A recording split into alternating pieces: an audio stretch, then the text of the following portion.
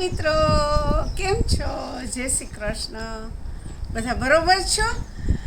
આજે મને જામનગરની બહુ યાદ આવે છે, તો હું જામનગરની સ્પેશિયલ એક ડીશ લઈને આવી છું, વેસ્ટમાંથી બેસ્ટ.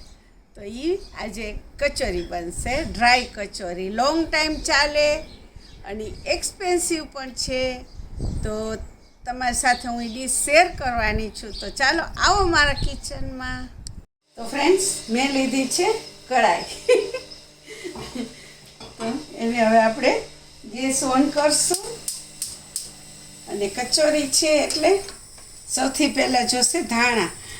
આ આપણે ધાણાને શેકવા માટે પહેલાં કઢાઈને તપાવી લેવાની, પછી સાવ લો ગેસ કરી નાખવાનો. એટલે તમારા ધાણા બરવા ના જોઈએ, નકર આપણે છે ને કચોરીમાં આનો ટેસ્ટ ના ભાવે. એટલે એક એક વસ્તુ આપણે બનાવવામાં, એક એક વસ્તુના આ પ્રોડક્ટમાં આપણે પ્રોપર ધ્યાન દઈ અને બનાવવાનું. એટલે તમને એટલું ટેસ્ટી ને યમી થશે ફૂડ કે ખાવાની મજા આવી જશે. તો હવે જો કઢાઈ તપી ગઈ છે, આવા ધોવાડા નીકળે એવી તપાવવાની. હવે મેં સાવ ગેસને લો કરી નાખ્યો છે, તમે જોઈ શકો છો. તો હવે મેં કઢાઈ હાથમાં લઈ અને આ નાખ્યા ધાણા કઈ નાખ્યા. હવે એમાં જશે સ્પેશિયલ વરિયાળી. જેટલા ધાણા છે એટલી વરિયાળી. હવે આપણે એને ધીમા ગેસે શેકવાના છે. એટલે હવે આને મોઇસ્ચર બળી જાય એ રીતે આપણે એને શેકવાના, એટલે એકદમ ક્રન્ચી થઈ જાય. અને કચોરી ખાવામાં તમને આ જરાક વરિયાળીને ધાણા આવે એનો ટેસ્ટ આખો જુદો ને ફાઇન લાગે છે. તો ફ્રેન્ડ્સ, હવે આ લો ગેસમાં શેકાઈ ગયું છે. હવે આપણે એને ગેસ બંધ કરી દઈશું અને એમાં જ રહેવા દઈશું. ફ્રેન્ડ્સ, એવું છે, મેં તમને કીધું હતું કે વેસ્ટમાંથી બેસ્ટ બનાવવાનું છે. વેસ્ટમાંથી બેસ્ટ બનાવવું તો મને બહુ જ ગમે છે. બધી વસ્તુમાંથી કે આપણે બેસ્ટ બનાવ્યું, જવા દેવાની વસ્તુ હતી ને. તો આ મારી પાસે ગાંઠિયાનો ભૂકો વૈધો છે. તમે જોઈ શકો છો કે ફૂલી ગાંઠિયા મેં આ ઘરે બનાવ્યા હતા, અને આ મારા ફાફડી ગાંઠિયા બહારથી મેં મગાવ્યા હતા, અને ફૂલી મારા હોમમેડના છે. તો હવે આપણે ઘણીવાર છોકરાઓ ભૂકો ને કંઈ ખાતા નથી, તરિયાનો વધે છે. તો આપણી પાસે આ ગાંઠિયાનો ભૂકો વૈધો છે. સેવ હોય ને તમારી પાસે તો એ બી ચાલે, પણ જો તમે જવા દેતા હો તો આને ઉપયોગમાં સારી રીતે લેજો. તમારે કચોરી ન બનાવવી હોય તો તમે ભરેલું શાક બનાવો છો ને, એમાંય પણ તમે ગાંઠિયાનો ભૂકો નાખી અને વેસ્ટમાંથી બેસ્ટ બની શકે છે. તો હું આ મિક્સરમાં ગાંઠિયા નાખું છું.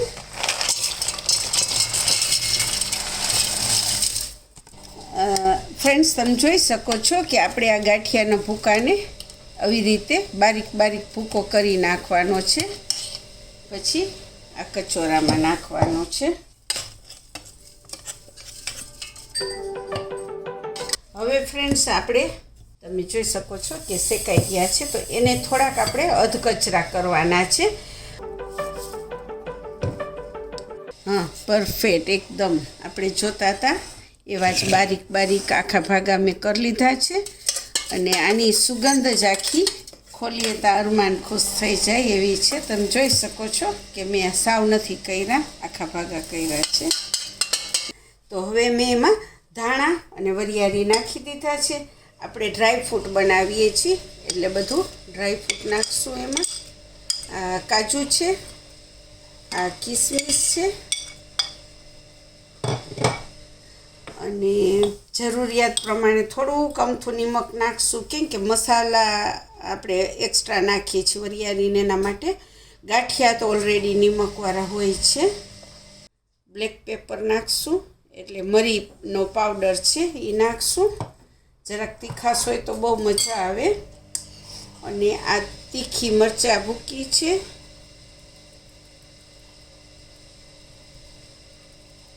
તો એ આપણે નાખશું. અડધી ચમચી ગરમ મસાલો નાખશું. 1 2 3 અને 4 નાની ચમચી સુગર નાખશું. અને ફ્રેન્ડ્સ આમાં છે ને ખાસ જોઈ આંબલીનો પલ્પ, તો મેં આંબલીનો પલ્પ ઘરે બનાવ્યો છે. આંબલીને પલાળી અને પછી ગળણીથી ગાળીને મેં બનાવ્યો છે ઘરે.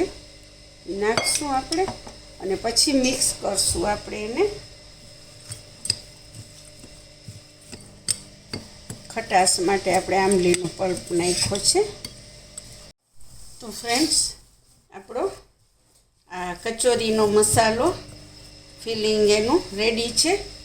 આવું બાંધવાનું તમારે કે અંદર આપણે કચોરી કરીએ તો ફાઇન આમ ભરી જવું જોઈએ, એટલે તમારી કચોરી અંદરથી એકદમ જ્યુસી અને બહારથી એકદમ ડ્રાય થઈ શકે. આવો કરવાનો. અને તમને એમ થાય કે આપણે આંબલીનું પલ્પ વધારે થઈ જાય છે તો પછી તમારે થોડુંક પાણી નાખીને આવો કરવાનો. પણ મેં પાણી નથી નાખ્યું.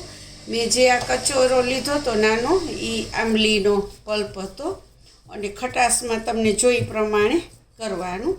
તો હવે આને થોડીક વાર આપણે રેસ્ટ થવા દેશું અને ત્યાં આપણે એનો લોટ બાંધી અને રેડી કરશું. કેમ કે આ ફિલિંગ છે. હવે એનું બેટર રેડી કરીએ આપણે. હા તો ફ્રેન્ડ્સ, આ એક કચોરો મેં પ્લેન ફ્લાવર લીધો છે, મેંદાનો લોટ. તો હવે આપણે એમાં વચ્ચે જગ્યા કરી અને મોણ નાખશું. કેમ કે આમાં મોણ સરખું જોશે. આ 1 ચમચો નાનો અને આ બીજો ચમચો. પછી આપણે એને મિક્સ કરી જોઈએ કેટલું મોણની જરૂર છે. ઘણીવાર મેંદો વધારે મોણ લેતો હોય છે, ઘણીવાર બહુ જરૂર ના પડે. જરૂરિયાત પ્રમાણે નિમક નાખવાનું છે. હવે આપણે મિક્સ કરી જોઈએ. કેમ કે આનું પડ આપણે એકદમ ફાઇન ક્રિસ્પી થાય, ધીમે તાપે તરવાનું, એવી રીતે બનાવવાનું છે. મને લાગે છે હવે મોણ ઇનફ છે આટલું. તો ફ્રેન્ડ્સ, તમે પણ કરો ને ત્યારે ખાસ ધ્યાન રાખજો કે મોણ નાખો અને તરત પાણી નહીં નાખી દેવાનું. જ્યારે મોણ નાખો ને પછી તમારા હાથેથી આવી રીતે લોટને એકદમ મિક્સ કરી લેવાનો, આમ મસળીને પછી તમે પાણી નાખજો. તો તમારું બેટર બહુ જ ફાઇન થશે. અને મોણ જો આવવું જોઈએ, મુઠિયા વળવા જોઈએ. મુઠિયું વાળો તો જુદું ના પડવું જોઈએ, એટલું મોણ નાખવાનું. અને હવે આપણે હું આમાં થોડુંક નવસેકું પાણી લઉં છું. સાવ કોલ્ડ પાણીથી હું નથી બાંધતી. થોડું થોડું નાખવાનું પાણી, એટલે તમારો લોટ ઢીલો ના થવો જોઈએ. અને આનો આપણે જેમ રોટલીનો લોટ બાંધો એવો બાંધવાનો છે. હા તો ફ્રેન્ડ્સ, હવે તમે જોઈ શકો છો કે આપણો લોટ બંધાઈ ગયો છે. અને એમાં આપણે તેલવાળો હાથ પણ કરવાની જરૂર નથી. એમનો એટલો આ મેં રોટલીનો લોટ બાંધો એવો મેં બાંધ્યો છે. તો હવે એને આપણે થોડીક વાર રેસ્ટ કરવા દઈશું, 10 મિનિટ. મેં આમાં કાંઈ ઈનો કે કાંઈ નથી નાખ્યું, ખાવાના સોડા કે ખાલી સોલ્ટ નાખીને જ બાંધ્યો છે. તો આપણે એને આવી રીતે ગોળ ગોળ આપણા જે પ્રમાણે માપમાં બનાવી હોય એ માપમાં કરી નાખવાના.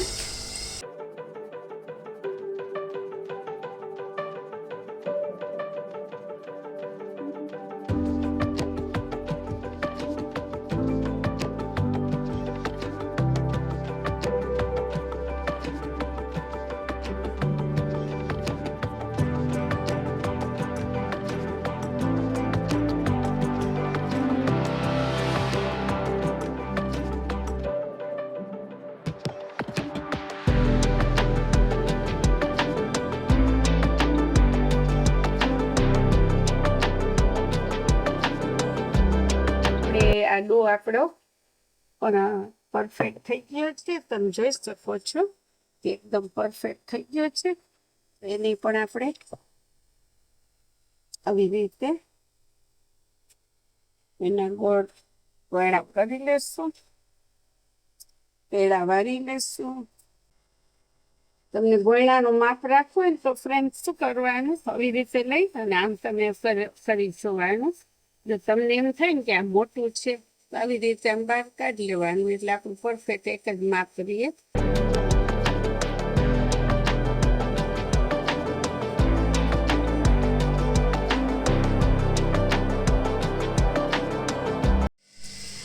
હા તો ફ્રેન્ડ્સ, હવે આપણે કચોરી રેડી કરવા માટે કે હાથેથી એ તમે કરી શકો અને વેલણથી વણી અને પૂરીની જેમ તમે એમાંય પણ કરી શકો. તો હું તમને બે સ્ટાઇલમાં બતાવું છું. એવી રીતે ગોળ કરી લેવાનું, પછી એને આવી રીતે મૂકી દેવાનું. તમારે આવી રીતે ખેંચતું જવાનું લોટને.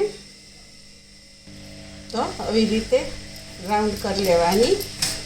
આ કચોરી આવી રીતે જોઈએ બધાને. અને બીજી તમને વણીને પણ બતાવું છું, તમને ફાવે તો એ ઈઝી છે. આવી રીતે જાડી વણવાની, પાતળી નહીં કરી નાખવાની. આવી રીતે આ જાડી કરવાની અને પછી છે ને એને શું કરવાનું, અહીંયા આંગળાની વચ્ચે આમ વાટકાની જેમ કુબલો બનાવી દેવાનો. પછી એને વચ્ચે આવી રીતે દબાવી અને મૂકી દેવાનું. હલો.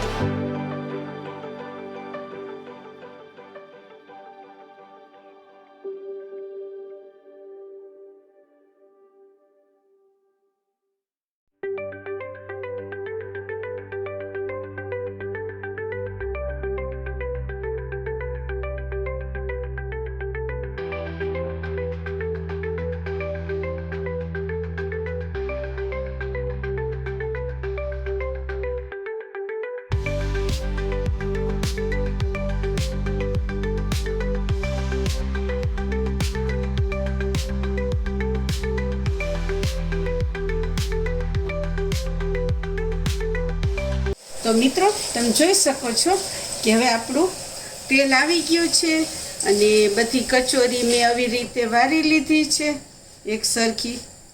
તો હવે આપણે એને મીડિયમ આંચ ઉપર તળશું, એટલે અંદર સુધી છેક ફાઈને એનું પડ થાય અને તરાય એકદમ.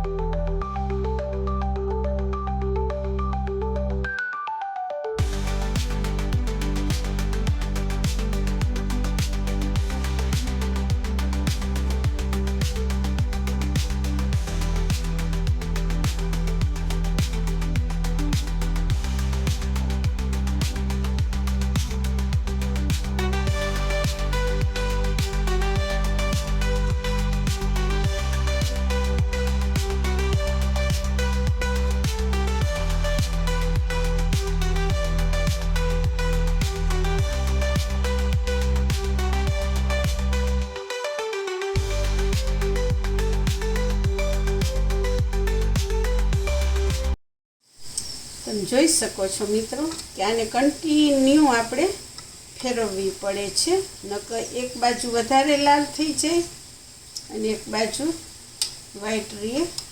એક સરખી ચારે કોરા ગોલ્ડન થવી જોઈએ મિત્રો. હવે થોડીક વારમાં આપણે કચોરીને રેડી થવા આવી છે. એને ઉલટાવીને મેં ફાઇન એક સરખી મેં ગોલ્ડન કરી છે, સોના જેવી. અને આજ તો હું એટલી ખુશ છું કે આજે કચોરી હું ખાવાની છું. હા હા હા હા, શું વાત છે. હવે આપણે ઝારું લેશું. તમે જોઈ શકો છો ફ્રેન્ડ્સ કચોરી કેટલી ફાઇન લાગે છે. આજ તો હું જામનગર પહોંચી ગઈ છું અને ફાઇન કચોરી ગરમ ગરમ ખાવાની છે. તમે જોઈ શકો છો ફ્રેન્ડ્સ કે કેટલી ફાઇન લાગે છે. હા હા હા હા અરમાન ખુશ થઈ જાય છે. જો આવી રીતે આપણે એને બહાર લઈ લેવાની. આવી થાય ગોલ્ડન એટલે. અને પાછો મેં ગેસ સાવ લો કર્યો છે. એમાં પાછો બીજો ખાણું હું નાખીશ હમણાં.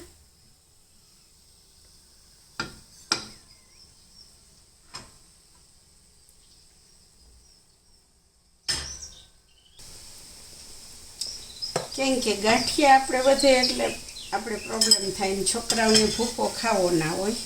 બધાને આખા મોટા મોટા ગાંઠિયા ખાવા હોય. હું દર વખતે આવી રીતે ગાંઠિયા હોય, કોઈ સેવ પડી હોય ઘણી વાર, તો આપણે ઉપયોગમાં કાંઈ પણ લઈ શકીએ છીએ. અને આપણે વેસ્ટ કરીએ એ વસ્તુ ઘણીવાર ઇન્ડિયામાં હતા ત્યારે તો બર્ડ્સને ચકલાને નાખી દેતા, પણ અહીંયા એવું એલાઉડ નથી આપણે કે બર્ડ્સને નાખીએ ને કાંઈ થાય તો નકામ પ્રોબ્લેમ થાય. પણ આમ તો આપણું ફૂડ ફાઇન હોય, ચોખ્ખું હોય, આપણે જેવું તેવું તો ખાતા ના હોય એટલે કંઈ થાય નહીં. પણ એલાઉડ ના હોય, લો પ્રમાણે ચાલવું પડે. જોઈ શકો છો કે તમારા મોઢામાંય પાણી આવી જવું જ જોઈએ. તો ફ્રેન્ડ્સ, હવે આપણી આ બીજો ઘાણો પણ રેડી છે. થોડીક વાર હજી પણ રહેવા દેશું એટલે નાઈસ ગોલ્ડન થઈ જાય.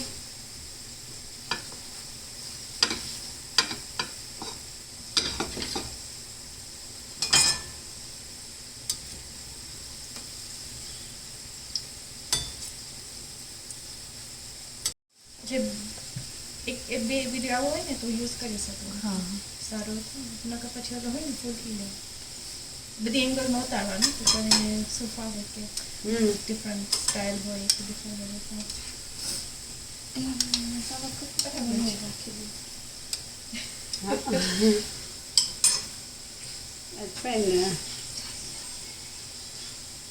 આજ ફાઇન મજાની જેવી વિજય જેવી, વેદ જેવી, વ્યાસ જેવી ને પ્રોપર જામનગર જેવી.